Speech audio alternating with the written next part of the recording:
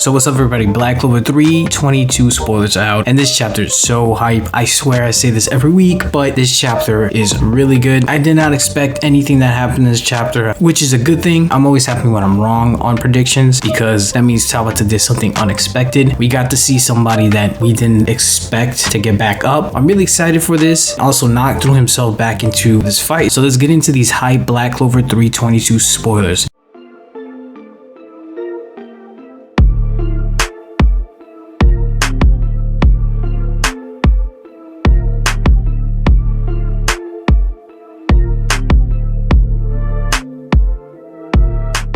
First of all, if you like anime, manga reviews, discussion, spoilers, and theories, definitely hit the subscribe button. If you like the video, like the video. The old channel got taken down, unfortunately. So if you can hit the like button, subscribe, help with the algorithm, help the people that once followed the old channel find this channel again. So this chapter is wild. You can't describe this chapter without calling it crazy because so many things happen here that a lot of us in the community did not expect. We finally get the name of the devil from the second level. I actually made a video about this, even though I wasn't the first person to think about this idea, but I was one of the YouTubers that did predict this. Unfortunately, those videos got taken down, but either way, so the chapter is titled The Vice Captain of the Black Bulls. You can already assume it's gonna have some more focus with Nacht. I mean, I completely forgot about Nacht, to be honest with you. I saw some of you guys' comments. Some of y'all said Nacht's still around. He might be able to help Asta get to the battlefield, and my predictions were way off. You know, and the funny thing is, there's a part that I left out that I regret leaving out. I just didn't think it was gonna happen, but it happened in this chapter, and it has to do with Yami. Yami's actually back in this chapter towards the end, but let's get into more of what happens to lead to the end of this chapter. So Nacht finds Asta. He is thinking in his head like Asta is the only real person to have a chance to defeat Lucifero because of the anti-magic. Nacht says, you can't do it alone, we're both going. And Asta says, right, because you know Asta's pretty messed up. So Nacht actually teleports Asta to where Lucifero and them are at. However, as Lucifero is fighting Yuno and Mariona, he's pretty much thinking like, I can't deal with these lowlives or these worms.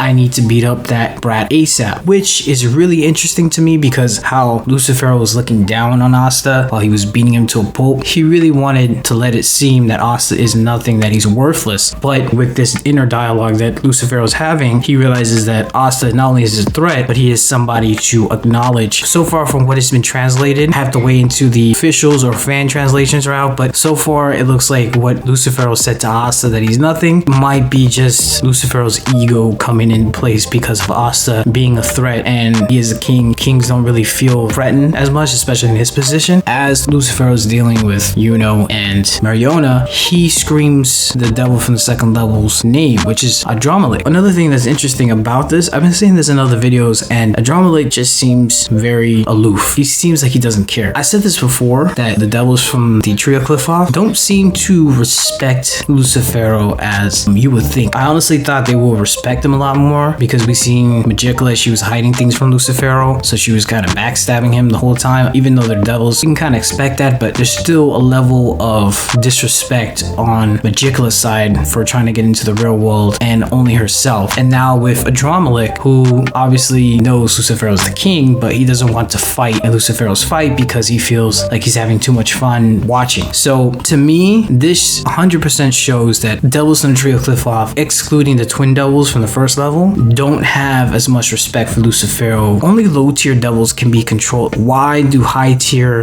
devils are able to do their own thing? It makes me wonder if maybe the magical power difference or something like that, but what makes it different that a low tier devil can't refuse Lucifero's will, but a devil from the higher ranks can? So we've seen that with mid tier and low tier when they mix together and make that giant blob, but I guess high tier devils can start thinking on their own and start doing their own thing, and then the Trio Cliff-Off devils, which is another rank above, which is also sometimes called screen devils, they can do what they want. I think there's going to be an explanation maybe in the future. Lucifero's annoyed that Adramalik doesn't want to help Lucifero fight everybody around him. He just wants to watch. However, a cool part that I did not expect this to happen, Nacht comes in and he does the combination of Ichus and Canis, which if you remember correctly, Ichus and Canis is the donkey devil and the dog devil, combining them together. So him doing that, it makes you think maybe he might be able to combine all of them to one and do an attack with them. But it's cool. We got to see another devil union form from Nacht. It looks kind of like Canis, but a little bit different. And the two demon dogs that he uses with chains on it, they just look epic. It looks like they're missing the third head, and that would be Cerberus. Unfortunately, they don't really do much to Lucifero. Lucifero is just too strong, but Nacht does what he can. Nacht actually